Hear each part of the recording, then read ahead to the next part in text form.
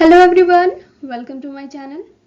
इस वीडियो में हम ह्यूमन ज्योग्राफी का लॉन्ग आंसर क्वेश्चन देखने वाले हैं। चैप्टर है हमारा major themes of human geography and contemporary relevance. Geography honours का हमें सेमेस्टर 2 में जो ह्यूमन ज्योग्राफी पढ़ना है उसकी बात कर रहे हैं हम। तो चलिए देखते हैं कुछ लॉन्ग आंसर क्वेश्चन, जिससे पता चलेगा हमें कि किस तरह के क्वेश्चन हमसे एग्जाम में पूछे जा सकते हैं। ओके, तो चलिए स्टार्ट करते हैं।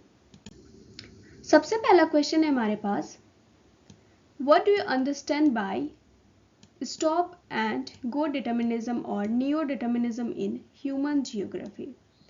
ठीक है, तो हमसे ये क्वेश्चन पूछा जा रहा है कि जो स्टॉप एंड गो डिटर्मिनिज्म है, या फिर जिसको हम नियो डिटर्मिनिज्म के नाम से भी जानते हैं, उससे आप क्या समझते हैं ह्यूमन ज्योग्राफी में। ठीक है, तो इसके बेसिस पे आपसे सारे क्वेश्चन पूछे जा सकते हैं। लाइक यहाँ पे हमारे क्या नियो डिटर्मिनिज्म की बात हो रही है, हो सकता है यहाँ पे पॉसिबिलिज्म हो सकता है यहाँ पे एनवायरमेंटलिज्म हो, या फिर उसके अलावा प्रोबेबिलिज्म है, तो सेकुलरिज्म, कुछ भी हो सकता है। मतलब जितने भी हमारे टॉपिक है ना, उनमें से कुछ भी हो सकता है और आपसे पूछा जाएगा कि आप क्या समझते हैं इससे, तो वो आपको लिखना पड़ेगा।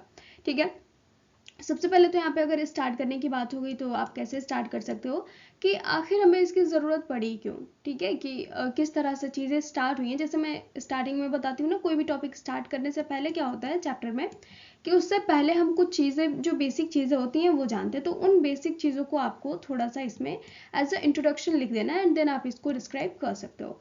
ठीक है, क्वेश्चन नंबर 2 हम देखते हैं। तो review the merits and demerits of determinism. एक सेकेंड ना, हाँ, तो क्या हमारा review the merits and demerits of determinism.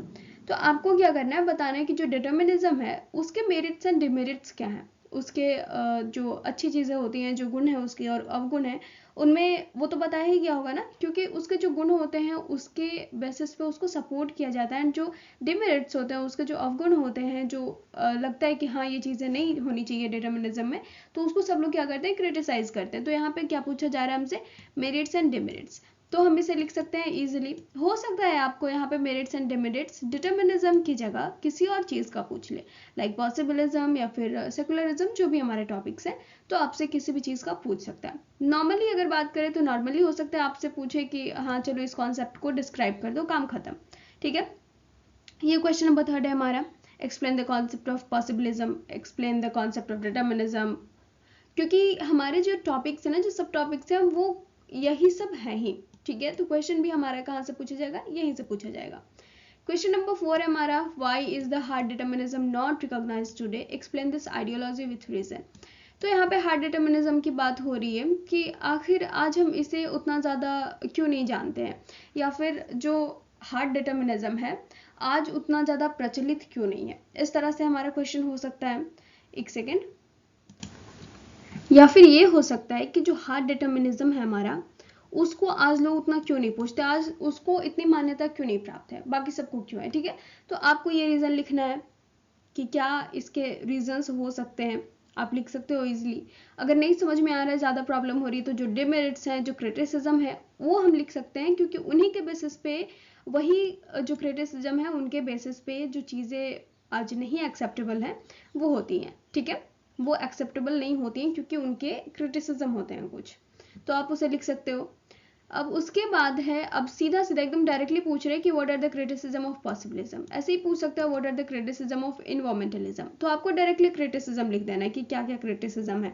ठीक है, हो सकता है वो स्कॉलर के बेसिस पे हो कि हाँ इन स्कॉलर्स ने ये कहा, ये कह के क्रिटिसाइज किया, तो इस तरह से भी हो सकता है। ठीक है, आगे हमारे पास है कि write the views of Griffith Taylor on neo determinism.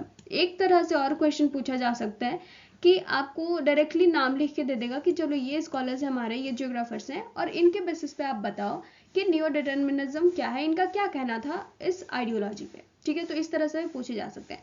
Hope आपको ये क्वेश्चन अच्छे लगे होंगे और हेल्पफुल होगी आपके लिए, समझ में आया होगा कि हाँ इस तरह से क्वेश्चन पूछे जा सकते हैं।